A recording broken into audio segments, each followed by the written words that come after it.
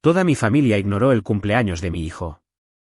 Una semana después, mi madre escribió: envía a tu hermano $2.5K para su descanso.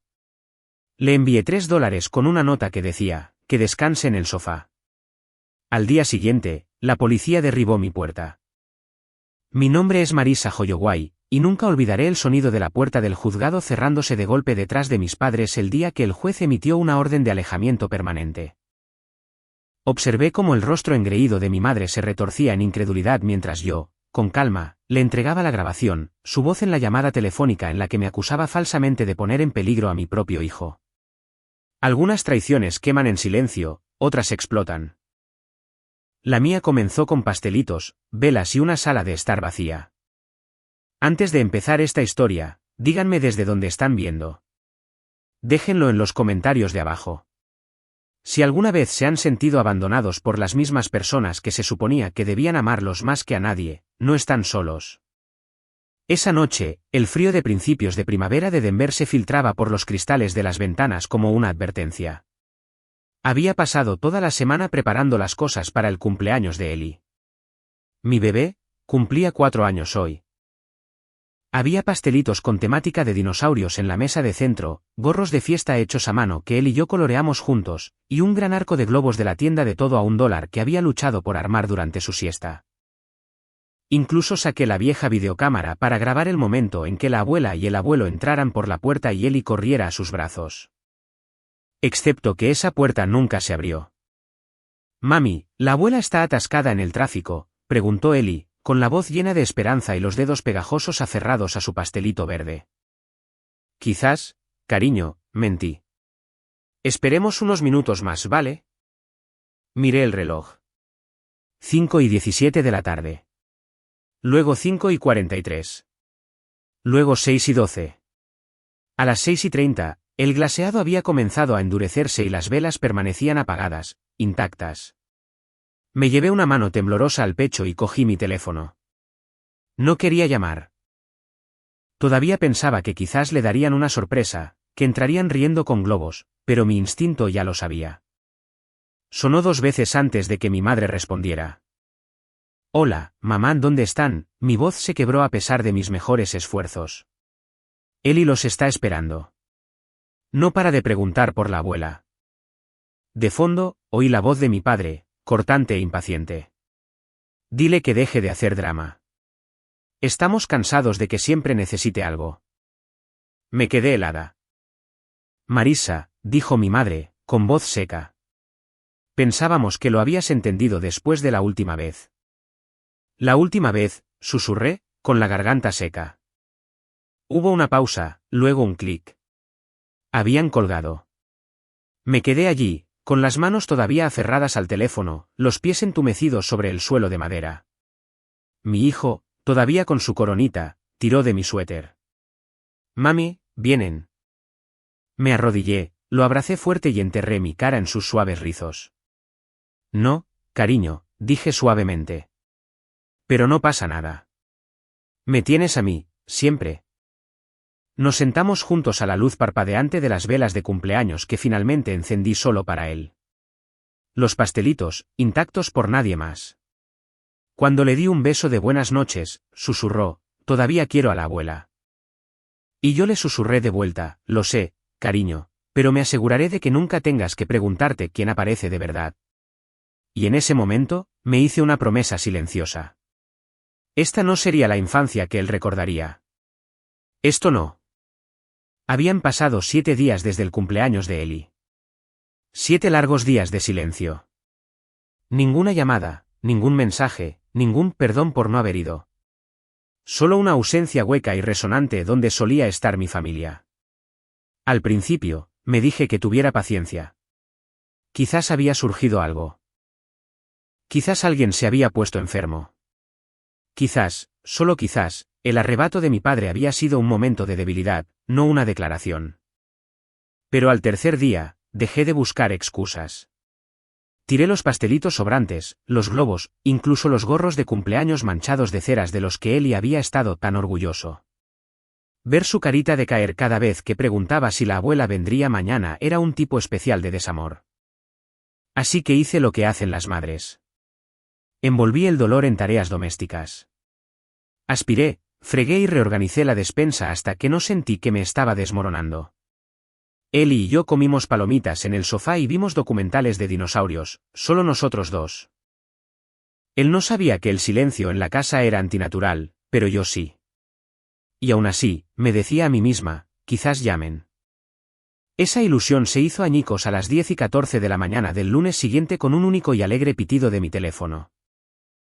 Estaba sentada en la mesa de la cocina con una taza de café tibio, intentando responder a los correos electrónicos de los clientes mientras Eli garabateaba figuras de palo con una concentración feroz. El mensaje era de mi madre. Envía a tu hermano $2.500 para su descanso. Ha estado trabajando sin parar. Le está pasando factura. Sin saludo, sin reconocer la semana de silencio. Sin mencionar a Eli ni su cumpleaños. Solo eso.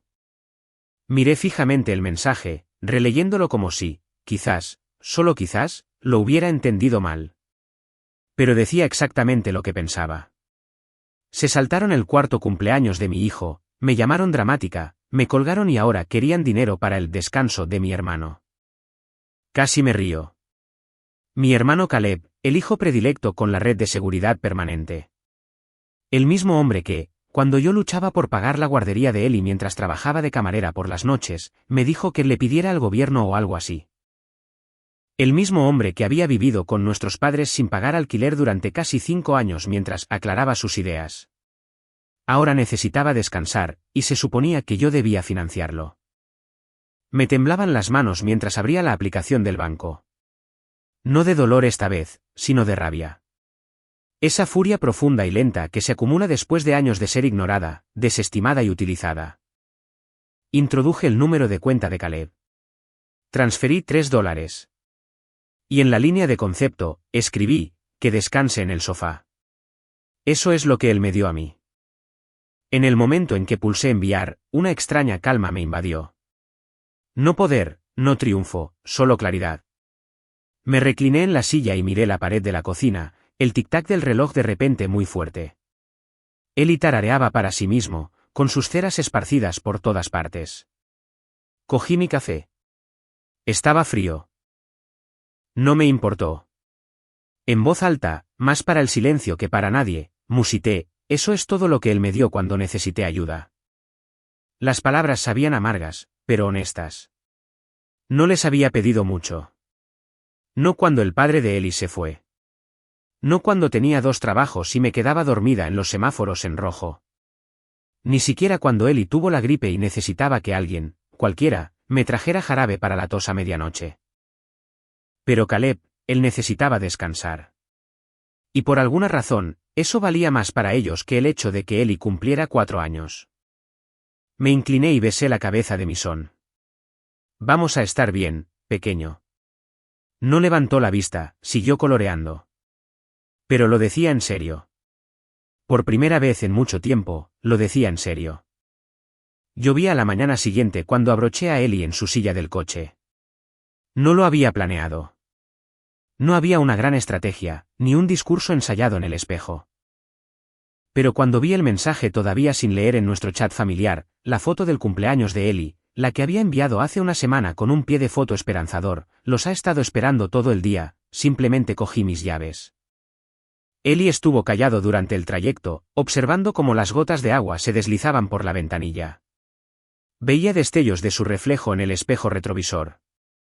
Se parecía tanto a mí. Los mismos ojos oscuros, la misma nariz ligeramente respingona, pero más esperanzado, todavía intacto. No iba a dejar que le robaran eso. La casa se veía igual que siempre. Césped bien cuidado, una pequeña bandera estadounidense descolorida colgando del porche. Cómoda, de aspecto seguro. No era ninguna de las dos cosas. Toqué el timbre. No respondieron, así que abrí la puerta y entré, todavía tenía una llave. Mamá, llamé. Mi voz resonó más de lo que esperaba.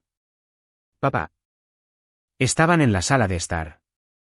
Mi madre doblaba la ropa. Mi padre estaba sentado en su sillón, con el periódico en la mano, casual, como si no hubiera pasado nada. Mi madre levantó la vista e inmediatamente puso los ojos en blanco. Oh, así que has venido a causar más drama. Di un paso adelante, colocando mi mano suavemente sobre el hombro de Eli. Él se aferró a mi pierna, en silencio, asimilándolo todo. Drama, dije, manteniendo mi tono uniforme. He venido porque aparentemente se les olvidó el cumpleaños de su nieto. Mi madre lanzó una toalla sobre el sofá. No se nos olvidó. Elegimos no participar en el circo de culpa que montaste. Circo de culpa, repetí.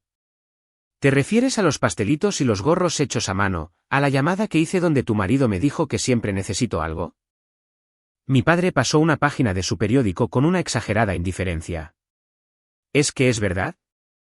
Parpadeé. ¿El qué es verdad? Siempre haces que todo gire en torno a ti, dijo sin mirarme. Era el cumpleaños de Eli, y sin embargo, de alguna manera lo usaste para crear una actuación de lástima. No quisimos formar parte de eso.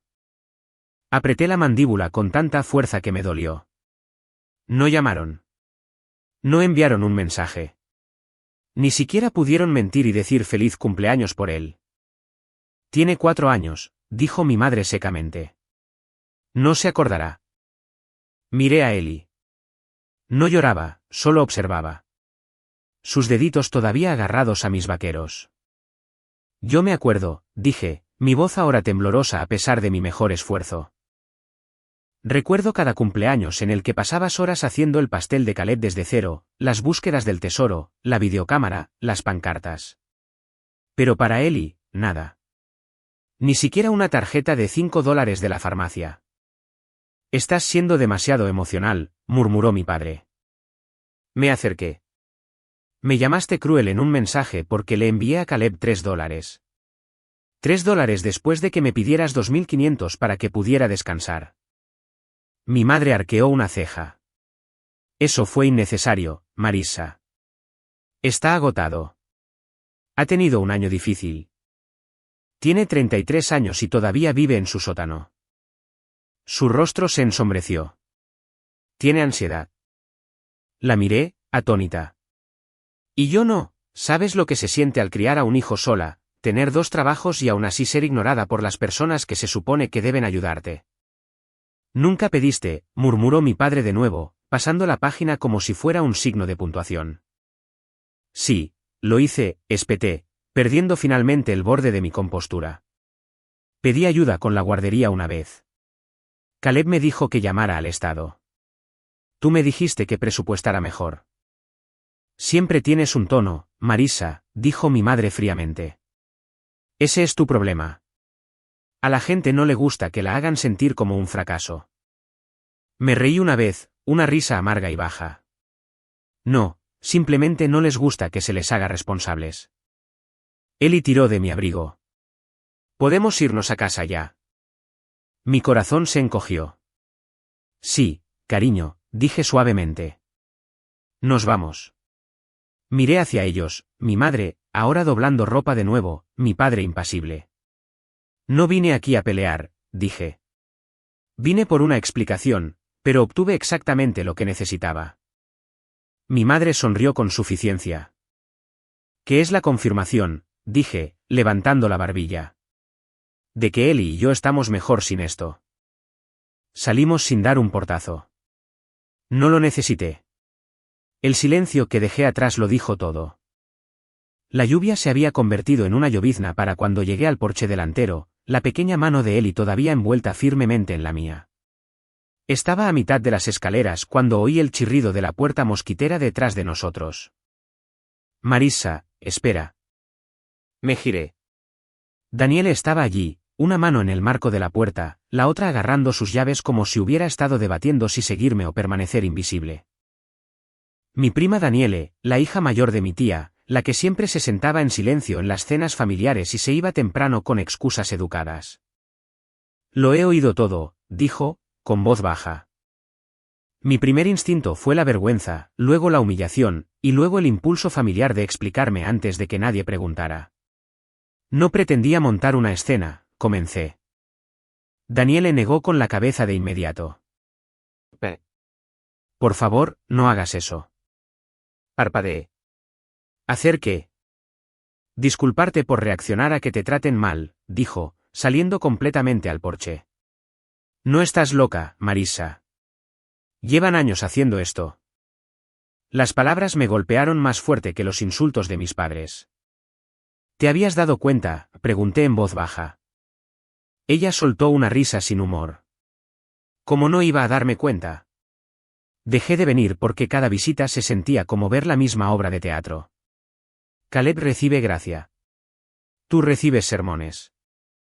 Ellie se asomó por detrás de mi pierna, estudiando su rostro. Daniele se agachó, su expresión se suavizó al instante. Hola, amigo. Soy Daniele, ¿te acuerdas de mí? Él asintió una vez. Feliz cumpleaños, dijo ella suavemente. Siento mucho no haber estado allí. Se me hizo un nudo en la garganta. Daniele se levantó y me miró de nuevo. He oído lo que dijo tu madre sobre que no se acordará. Eso no es verdad. Y aunque lo fuera, no hace que esté bien. La voz de mi padre llegó débilmente desde dentro de la casa. ¿Quién está ahí fuera? Daniele no se giró.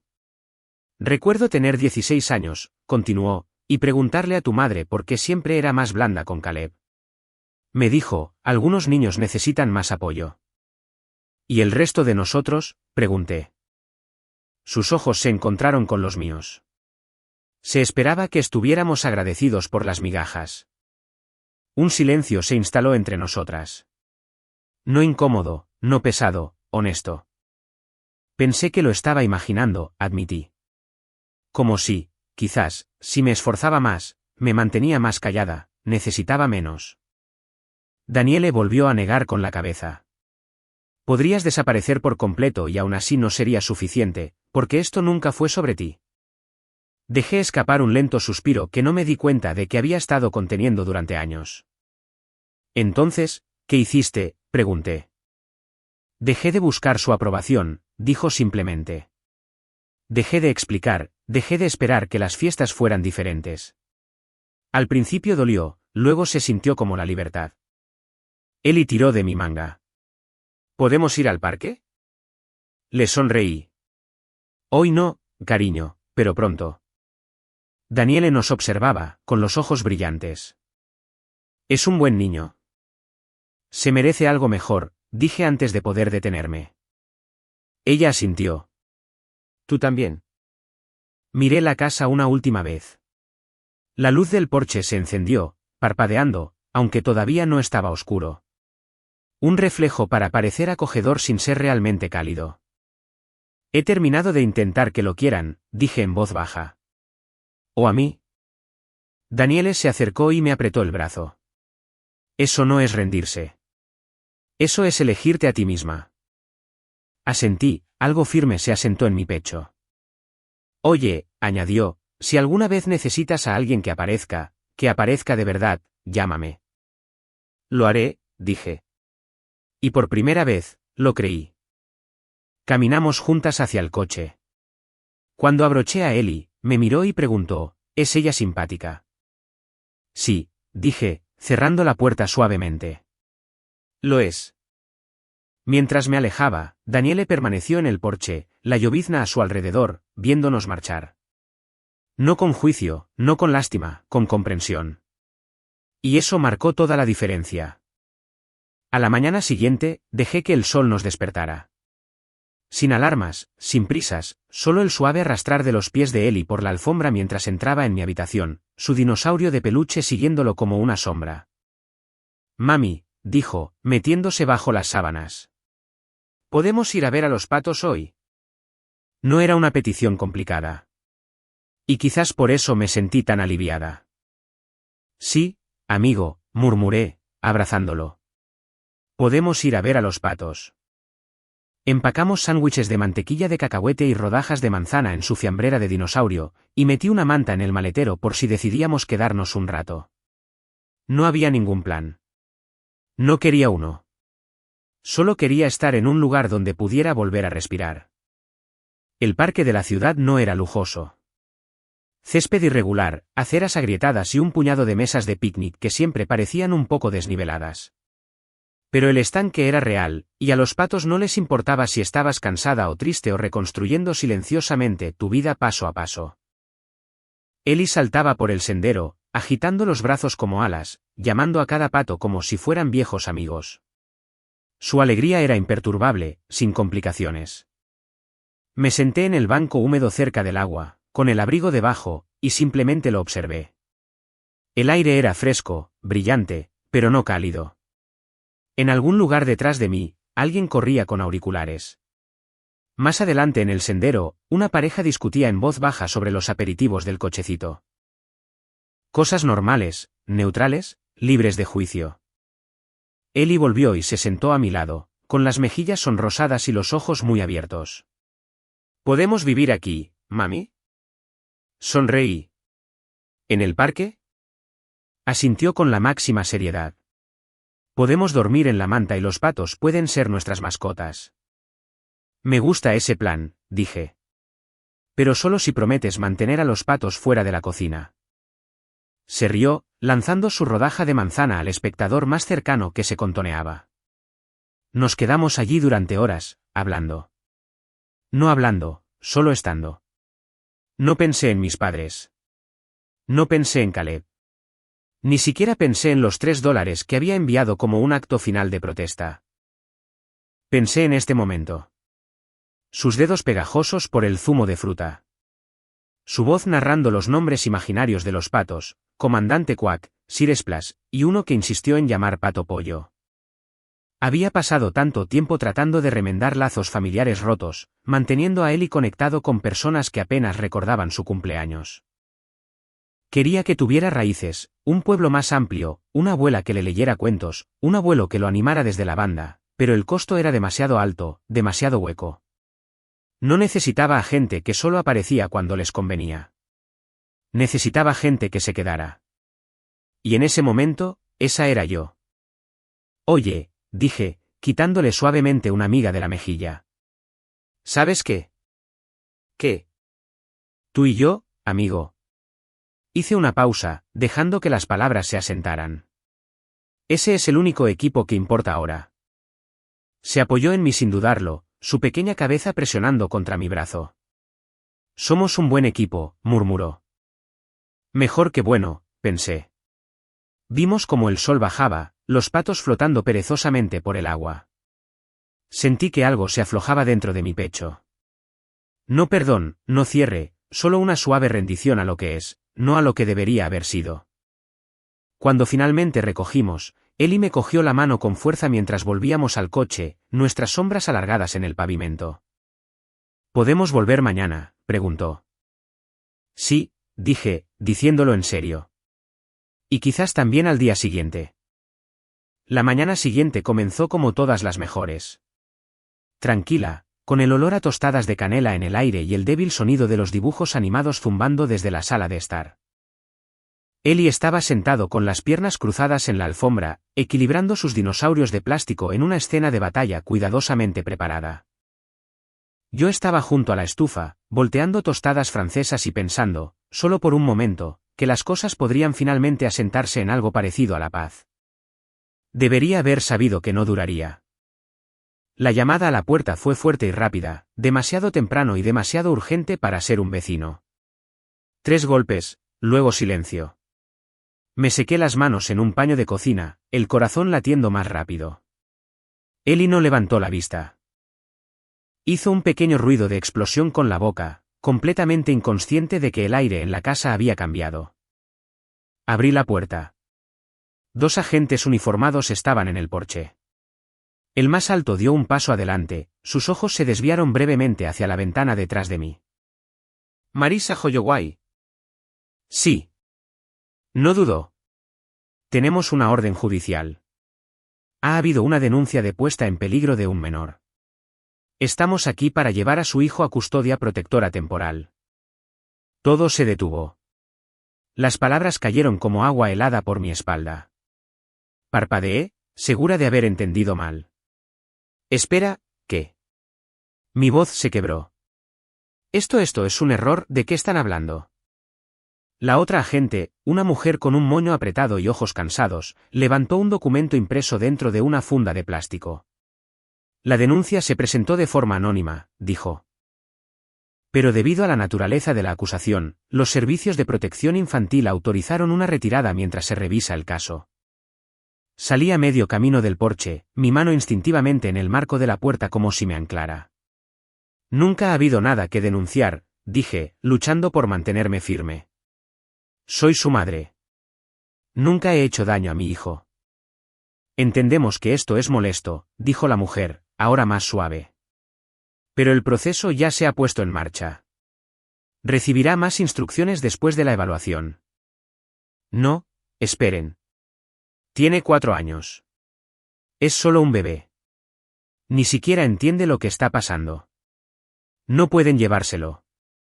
Mami. La voz de Ellie detrás de mí era pequeña, asustada. Estaba en el pasillo en pijama, sosteniendo al comandante Quack en una mano, con los ojos muy abiertos mientras miraba de mí a los agentes.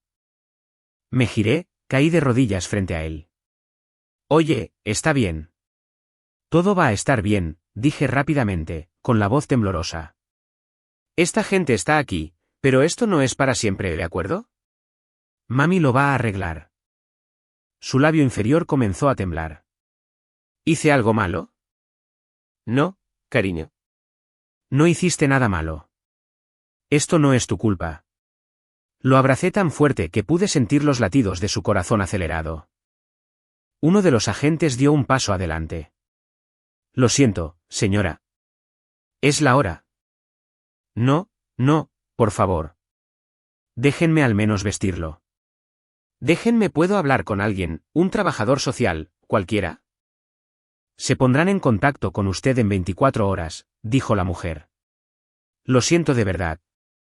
Me levanté lentamente, todavía sosteniendo a Ellie, sus brazos envueltos firmemente alrededor de mi cuello.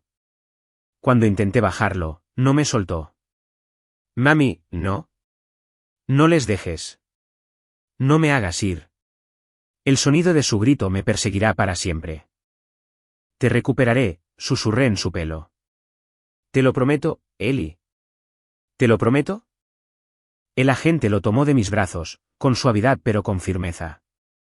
Ellie pateó y sollozó, extendiendo los brazos hacia mí incluso mientras lo abrochaban en el asiento trasero del todoterreno sin distintivos aparcado frente a la casa. Lo seguía fuera descalza, con los brazos cruzados sobre el pecho contra el frío. Él presionó su manita contra la ventanilla, las lágrimas surcando su rostro. El agente masculino me asintió una vez antes de que se marcharan. Me quedé en la acera mucho después de que el coche desapareciera por la calle. El vecindario estaba tranquilo, pacífico. Alguien cortaba el césped al otro lado de la calle. Un camión de reparto pasó sin reducir la velocidad, como si mi mundo entero no acabara de ser arrancado de mis brazos. Finalmente, volví adentro y cerré la puerta detrás de mí. Los dibujos animados seguían puestos. Las tostadas se estaban quemando, y el dinosaurio de peluche de Ellie yacía boca abajo en la alfombra, justo donde lo había dejado. La silla era fría y estaba atornillada al suelo. Mis palmas, presionadas contra la mesa de acero, estaban pegajosas por la ansiedad residual del viaje hasta allí. Una única luz fluorescente zumbaba débilmente sobre mí, parpadeando lo justo para ponerme los nervios aún más de punta. Un vaso de poliestireno medio vacío de agua estaba frente a mí. No lo había tocado. No podía. La puerta se abrió sin previo aviso. Un hombre entró, alto y de hombros anchos, con un traje gris pizarra. Se movía con la deliberada quietud de alguien que no necesita levantar la voz para ser escuchado. Dejó un delgado expediente sobre la mesa y cerró la puerta detrás de él con un pesado clic. «¿Marisa Holloway?», preguntó, aunque ambos sabíamos la respuesta. Asentí. No se sentó de inmediato, solo abrió el expediente y estudió los papeles que contenía, pasando las páginas lentamente como si tuviera todo el tiempo del mundo. Finalmente, levantó la vista. «Soy el detective Granger», dijo. «Soy el responsable de su caso». «Mi caso», repetí, las palabras agrias en mi boca. «¿Qué? ¿De qué va todo esto? ¿Por qué mi hijo? ¿Por qué se han llevado a Ellie? No entiendo lo que está pasando». Granger finalmente se sentó, cruzando las manos sobre el expediente. Su expresión no se suavizó. Ha habido un soplo anónimo, dijo. Una denuncia de puesta en peligro emocional, entorno familiar inestable, arrebatos verbales repetidos, testimonios de comportamiento agresivo cerca de su hijo. Se me revolvió el estómago. Eso no es verdad. Inclinó la cabeza como si considerara la mentira. No tiene antecedentes de violencia doméstica, ni informes de los servicios de protección infantil. Eso es bueno. Pero recibimos una grabación fechada hace 3 días. Tecleó en su teclado y el monitor a su lado cobró vida. Un vídeo comenzó a reproducirse. Era yo, en el porche delantero de la casa de mis padres. Daniele debió de grabarlo. No, no Daniele. Alguien más. Desde detrás de una ventana al otro lado de la calle. Me vi en la pantalla, con la mandíbula apretada, la voz aguda mientras me enfrentaba a mis padres. El vídeo no incluía sus comentarios sarcásticos. Sin contexto, solo mi voz elevada, mi dedo acusador. El momento en que me di la vuelta, con el rostro sonrojado, y Eli me miró con incertidumbre. Granger pausó el vídeo justo ahí. Esto, dijo, es lo que recibimos. No podía respirar. Eso fue una pelea, una discusión privada con mis padres. Eso no es abuso. No es poner en peligro a nadie. Su hijo está presente, observando. Usted parece agitada, descontrolada. Porque ignoraron su cumpleaños, espeté. Porque me han hecho esto toda mi vida, y finalmente les hice frente. Eso no es inestabilidad. Es supervivencia. Se reclinó en su silla. Entonces ayúdeme a entender, dijo, su tono neutral, pero con un matiz. Ayúdeme a entender qué clase de madre levanta la voz así con un niño de 4 años mirando. Sentí que se me cerraba la garganta. Una madre que ha sido llevada más allá del límite, susurré. Que ha estado aguantando durante 4 años sin pareja, sin familia, sin apoyo. Que planeó una fiesta de cumpleaños y vio como no aparecía ningún invitado. Que hace sándwiches de mantequilla de cacahuete mientras lucha por mantener su dignidad en juzgados a los que nunca pidió entrar. Mi voz se quebró, pero no me detuve. Amo a mi hijo. Solo he amado a mi hijo. Todo lo que hago es por él. Hablo con sus maestros. Le leo cuentos todas las noches. He trabajado noches y fines de semana solo para que pudiera tener zapatos que le quedaran bien y un techo sobre su cabeza. Y ahora, porque me enfadé con mis padres. Porque levanté la voz una vez, está diciendo que no soy apta. Granger me estudió. Me sequé las mejillas, furiosa por las lágrimas que caían, me gustara o no. Estaba defendiendo a Eli, dije. Me estaba defendiendo a mí misma, eso es todo. Miró la pantalla de nuevo, luego a mí. Revisaremos el contexto completo, dijo finalmente.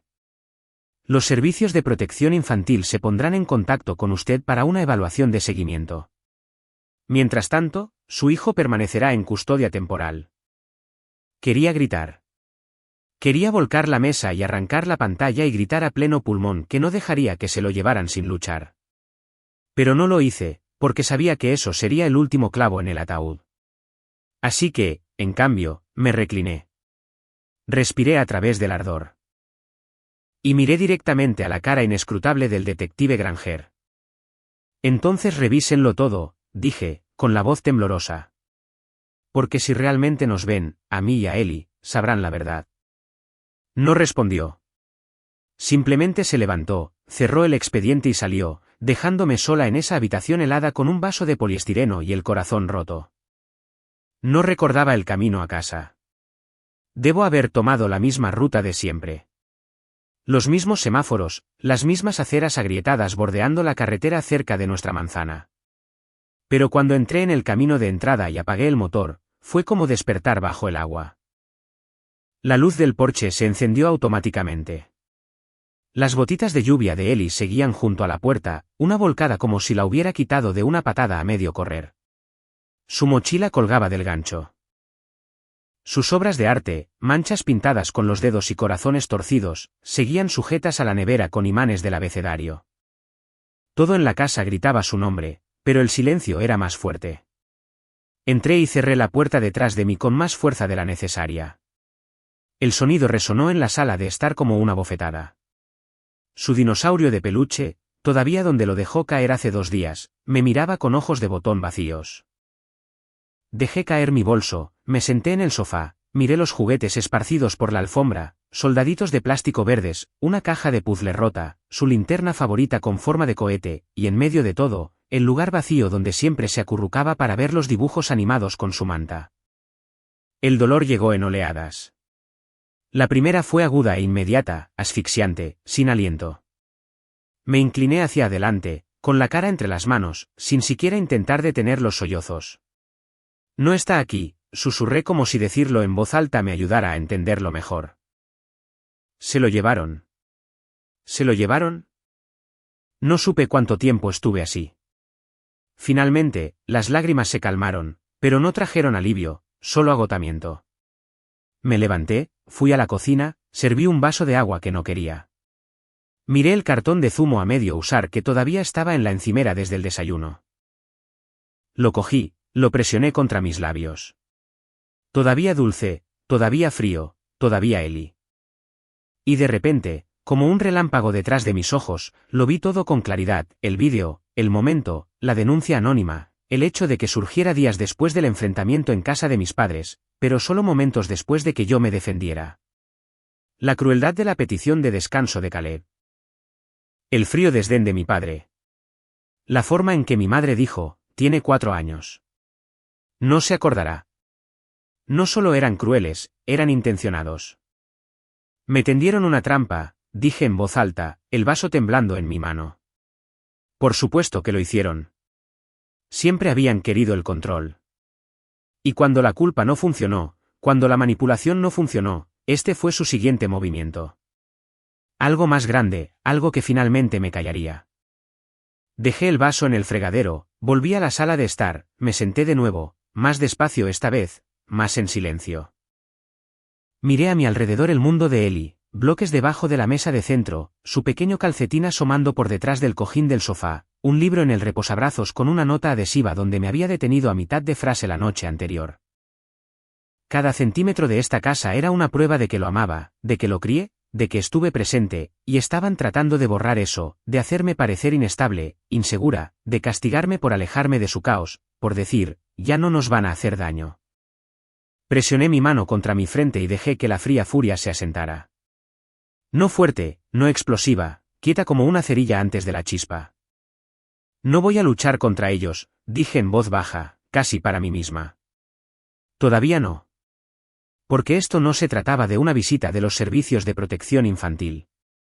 Esto era una guerra silenciosa y deliberada de imagen y narrativa. Y no iba a correr a la batalla con los puños en alto y la voz elevada, porque eso es lo que querían. Querían que gritara, que me rompiera, que cumpliera su historia. Quieren romperme, dije entre dientes. Pero haré que se arrepientan de esto. No hoy, pero pronto. Apagué las luces una por una, recogí los juguetes de Eli y los coloqué suavemente en la caja junto a la pared. Doblé su pequeña manta azul y la puse en el sofá, limpié las migas de su mesa de colorear. No quería que volviera a un desastre, porque volvería. Ya había perdido demasiado, y no iba a perderlo a él también. No había dormido mucho la noche anterior. Cada vez que cerraba los ojos, oía a Eli llorar mientras se lo llevaban. Extendía la mano, desesperada por sentir su peso a mi lado en la cama. Pero el espacio permanecía frío, vacío. Así que, cuando volvieron a llamar a la puerta la tarde siguiente, ya estaba sentada en la mesa de la cocina, completamente vestida, con las manos alrededor de una taza de té que había recalentado 2 veces y nunca había probado. Esta llamada fue más suave, todavía firme, pero sin esa certeza aguda y fría del día anterior. Me levanté y abrí la puerta. El detective Granger estaba de nuevo en mi porche, esta vez sin su chaqueta, con las mangas arremangadas, un portapapeles bajo el brazo. Parecía cansado. Señorita Holloway, dijo, su voz más humana que ayer. ¿Tiene un momento? Asentí, haciéndome a un lado. No va a quitarme nada más, ¿verdad? No había dureza en mi tono, solo cansancio. No tenía la energía para volver a ponerme la armadura. No, respondió. Esto es solo una evaluación de seguimiento del hogar. Protocolo estándar durante las revisiones de colocación temporal. Entró lentamente, como si no quisiera perturbar el silencio. Sus ojos recorrieron la habitación, el sofá limpio, los suelos ordenados, las estanterías llenas de libros infantiles, los imanes del abecedario todavía pegados torcidamente a la nevera. No había desorden que ocultar. No había tocado nada excepto para enderezarlo. Granger se detuvo ante la pequeña pizarra blanca que colgaba junto al pasillo. La pizarra de aprendizaje de Ellie. En ella, en colores brillantes, había dibujado un sol sonriente y escrito su rutina diaria en letras de imprenta: 8 desayuno, 9 práctica de letras, 10 tiempo al aire libre, 1 siesta, 3 hora del cuento, 6 cena y fiesta de baile. Pasó los dedos justo por encima de la superficie, pero no la tocó. ¿Usted escribió esto?, preguntó. Cada semana, dije. Le gusta saber qué viene después. Le hace sentir seguro. Granger se giró para mirarme de frente por primera vez. Su mirada era firme, pero no fría como antes. Hablé con varios de sus vecinos hoy, dijo. La pareja de al lado, la mujer de enfrente, el cartero también. Se me revolvió el estómago. Dijeron que usted palea su acera incluso cuando aún no nieva. Que visita a la anciana de la unidad 4 cuando su hijo no la visita. Que siempre está con Ellie, que le habla como si fuera una persona, no solo un niño. No dije nada, solo asentí una vez, tragándome el nudo en la garganta. Dijeron que es brillante, amable, siempre limpio y bien vestido. Nunca han visto moratones, nunca han oído gritos, a menos que fueran risas del patio trasero durante una guerra de aspersores. Dejé escapar el más pequeño suspiro de alivio. Entonces su expresión cambió ligeramente, menos rígida, todavía profesional, pero suavizada en los bordes. Señorita Holloway, dijo, cuando vi esa grabación ayer, vi a una mujer gritando, una mujer angustiada. Y llevo haciendo esto el tiempo suficiente para saber que eso suele ser solo la mitad de la historia. Lo era, dije en voz baja. Fue una pelea, pero no es quien soy. Lo sé, respondió. La habitación se quedó en silencio. Volvió a mirar la pizarra, luego la caja de juguetes cuidadosamente ordenados junto al sofá. Presentaré mi informe completo a los servicios de protección infantil mañana, dijo. No puedo predecir el momento, pero si las cosas siguen cuadrando como hasta ahora, recibirá buenas noticias. Lo estudié durante un largo momento. No se había disculpado, pero algo en su tono, su postura, lo decía todo. Todavía había un muro entre nosotros, pero ahora podía ver dónde terminaba. Gracias, murmuré, por mirar más allá de la superficie. Asintió levemente y se giró para irse, con el portapapeles de nuevo bajo el brazo. Cuando llegó a la puerta, lo detuve. Detective. Miró por encima del hombro. Dijo que lleva mucho tiempo haciendo esto. ¿La gente alguna vez supera todo esto? ¿Sale bien parada? Consideró la pregunta por un instante. Algunos sí, dijo. Normalmente, los que no se rinden. Sostuve su mirada. No me voy a rendir. Asintió. Entonces quizás todavía quede algo de verdad en este mundo. Y luego se fue. Cerré la puerta detrás de él, me quedé con la espalda apoyada en ella por un momento y dejé que el silencio me envolviera. No agudo esta vez, sino constante. Algo había cambiado. No sabía si sería suficiente. Pero sabía que no estaba loca. No estaba sola en la verdad. Y eso significaba algo. Significaba todo. Tampoco dormí esa noche. Pero no fue el miedo lo que me mantuvo despierta esta vez. Fue algo más silencioso, más constante, como contener la respiración bajo aguas tranquilas, con miedo a salir a la superficie, con miedo a creer que encontrarás aire cuando lo hagas. El juzgado olía a cera para suelos y a nervios. La sudadera favorita de Ellie estaba doblada dentro de mi bolso. No sabía si podría verlo, si siquiera estaría en la sala, pero la traje de todos modos. Necesitaba algo suyo cerca de mí, algo cálido. Me senté en la primera fila de la sala del tribunal, con las palmas planas sobre mi falda, el corazón latiendo tan fuerte que ahogaba el murmullo. Entonces la puerta se abrió y entró el detective Granger. Su expresión era tan inescrutable como siempre, pero cuando me miró, su asentimiento fue una fracción más lento. Intencionado. Subió al estrado con la misma presencia firme que había traído a mi casa. Pero esta vez, su voz era diferente. Firme, sí, pero basada en algo más cercano a la verdad. En mi evaluación profesional, dijo, el entorno de vida en la residencia de la señorita Holloway es estable, seguro y centrado en el bienestar de su hijo. Realicé 2 visitas, hablé con múltiples vecinos y no encontré indicadores de abuso o negligencia. El representante de los servicios de protección infantil a su lado asintió de acuerdo. La grabación presentada como parte de la denuncia anónima fue tomada sin contexto durante una discusión familiar privada y no reflejaba las condiciones diarias del niño. Granger hizo una pausa. De hecho, cada persona con la que hablé describió a la señorita Holloway como una madre protectora, atenta y cariñosa. Se me hizo un nudo en la garganta. Al otro lado del pasillo, mis padres no estaban. Por supuesto que no. Cuando la verdad está por llegar, la gente como ellos desaparece primero. La jueza, una mujer de unos 60 años con ojos agudos, se ajustó las gafas y me miró directamente. Señorita Holloway, dijo. No vemos ninguna razón para que su hijo permanezca en custodia temporal. Con efecto inmediato, será devuelto a su cuidado. Se me escapó un jadeo antes de poder detenerlo. Un alguacil abrió la puerta lateral y entonces... Mami. Ellie atravesó la habitación corriendo, con los brazos abiertos de par en par, las mejillas sonrojadas. Caí de rodillas justo a tiempo para atraparlo, abrazándolo tan fuerte que temí romperlo a él o a mí misma. Sus deditos se enredaron en mi suéter. Te he echado de menos.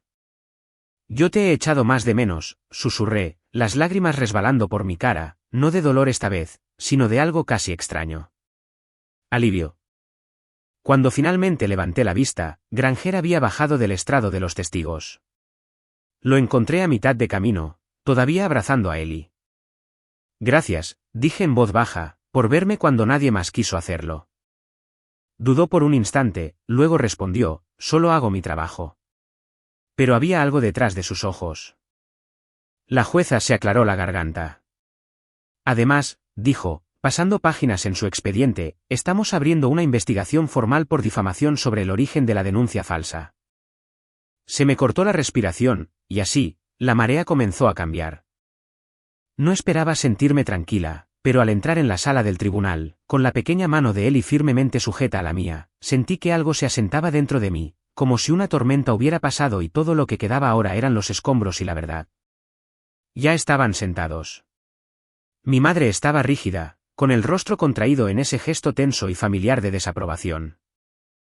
Mi padre se reclinaba en su silla como si fuera dueño del banco, con los brazos cruzados, una pierna rebotando con esa confianza engreída que había pasado mi vida tratando de no resentir. Ninguno de los dos me miró, lo cual estaba bien. No estaba allí para verlos. Estaba allí para ser vista. La fiscal, una mujer con una chaqueta granate y una voz como acero envuelto en seda, se levantó y se dirigió al tribunal. Hemos revisado los registros digitales, las marcas de tiempo de vigilancia y los registros de llamadas telefónicas proporcionados por el investigador, dijo. Nuestra conclusión es que la denuncia anónima realizada contra la señorita Holloway se originó en la residencia de Harold y Lydia Vaughan, sus padres. Hubo un murmullo en la galería.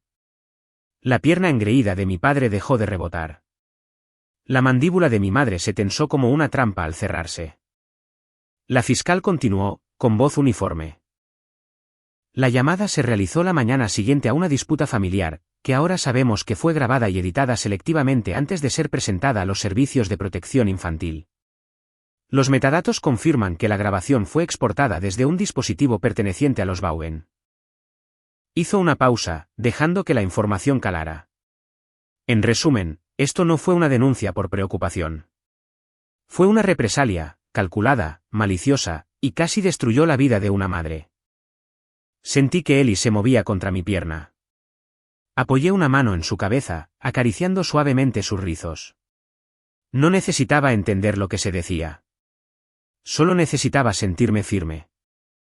La jueza habló a continuación, su tono plano y final.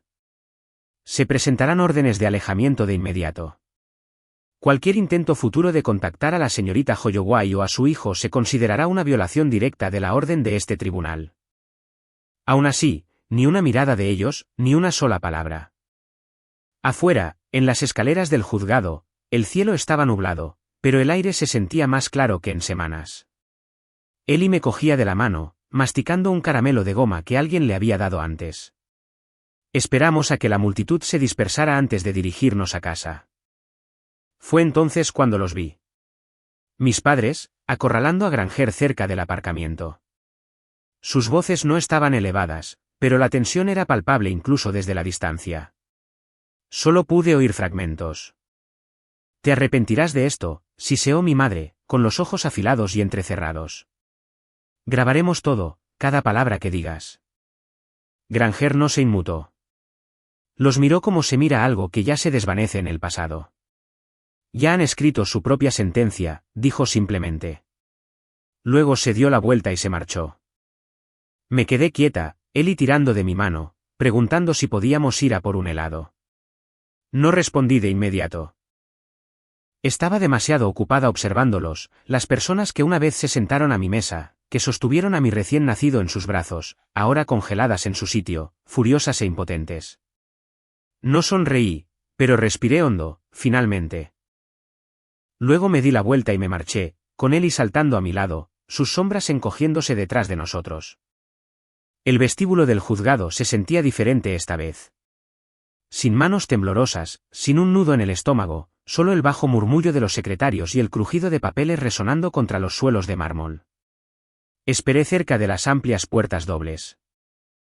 Todavía faltaba una hora para recoger a Ellie de la escuela.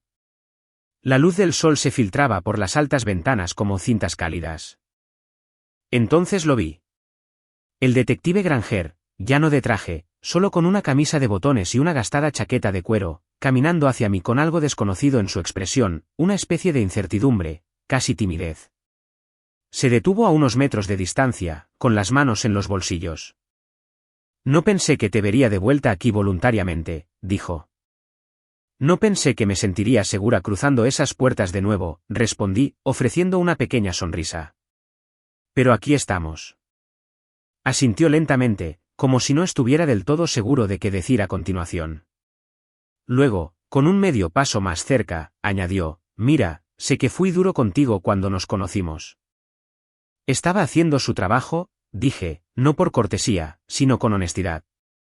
Y luego siguió haciéndolo, incluso cuando significaba ver la verdad que nadie más quería ver. Bajó la vista por un segundo y luego volvió a mirarme.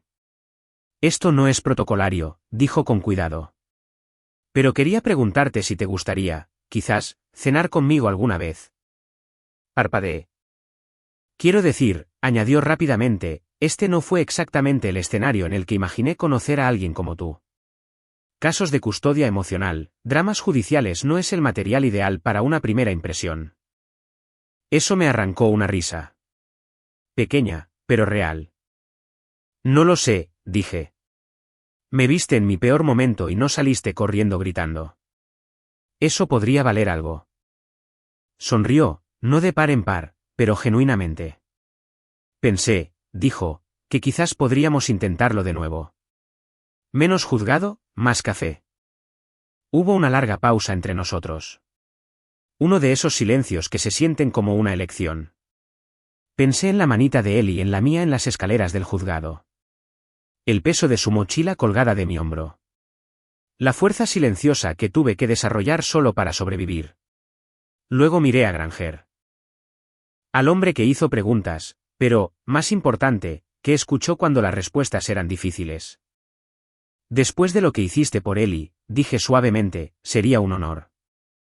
Caminamos juntos por las escaleras del juzgado. Sin prisa, sin apuro. El aire exterior era fresco, de ese tipo que te invita a respirar más hondo.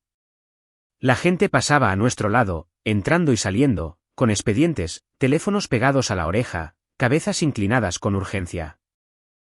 Pero por primera vez en mucho tiempo, yo no corría a ninguna parte. Y por una vez, no caminaba sola. El sol estaba alto sobre el parque, calentando los bancos y brillando en las cadenas plateadas de los columpios.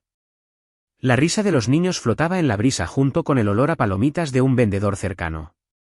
Las zapatillas de Ellie rozaban la tierra mientras gritaba, más alto, mami. Con las piernas bombeando y el pelo alborotado por el viento. Le di otro empujón al columpio y lo vi volar hacia adelante, soltando un aullido de alegría que solo los niños de 4 años pueden perfeccionar. Al otro lado del césped, Granger volvía del camión de los helados. 2 conos en la mano, y una mancha de color rojo cereza ya derritiéndose en uno de ellos. No llevaba traje. Hoy no. Solo una camiseta azul marino, vaqueros y esa gastada chaqueta de cuero. Se negaba a renunciar a ella. Lo saludé con la mano, y él levantó el cono como en un brindis. Habíamos estado viniendo a este parque la mayoría de los fines de semana. No porque fuera el más grande o el más lujoso, sino porque fue donde recordé cómo volver a respirar. Donde Ellie aprendió a reír de nuevo. Vale, amigo, dije, frenando el columpio. Hora del helado.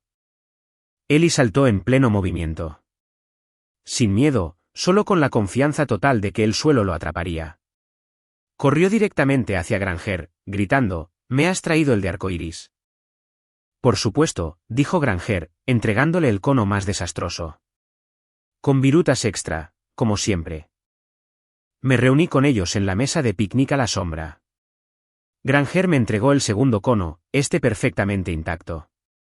Gracias, dije, rozando su pulgar con el mío al cogerlo. Me dedicó esa pequeña y silenciosa sonrisa que significaba más que las palabras. Ellie ya estaba a mitad de su helado, con una mancha pegajosa en la mejilla. Nos miró, con los ojos brillantes. ¿Podemos venir aquí mañana también? Claro, dije. Siempre que no te conviertas en un polo para entonces. Granger se sentó a mi lado, observando a Ellie correr hacia el tobogán.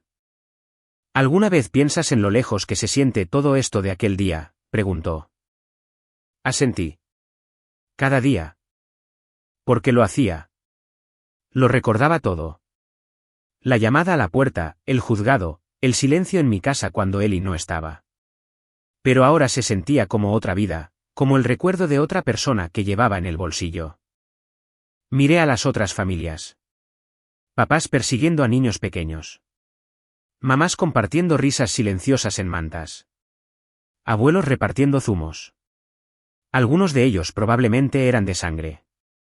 Otros no. No importaba. No es la sangre lo que hace una familia, dije en voz baja, más para mí misma que para nadie. Es quien está a tu lado cuando todo se desmorona. Granger no respondió, pero buscó mi mano debajo de la mesa, entrelazando nuestros dedos. La justicia me devolvió a mi hijo, pero el amor me dio algo aún más raro. ¿Paz? Ellie saludó desde lo alto del tobogán, gritando, «¡Mírenme!». Y lo hicimos, juntos. Ese fue el final de mi historia. Todavía pienso en Daniele a veces. En el momento en que salió a ese porche y eligió hablar en lugar de quedarse en silencio como todos los demás. Si estuvieran en su lugar, ¿habrían hecho lo mismo o habrían seguido de largo? Díganmelo en los comentarios, porque todavía me pregunto si ella lo cambió todo. Y si esta historia significó algo para ustedes, por favor, denle me gusta al vídeo y suscríbanse. Su apoyo ayuda a que voces como la mía sean escuchadas.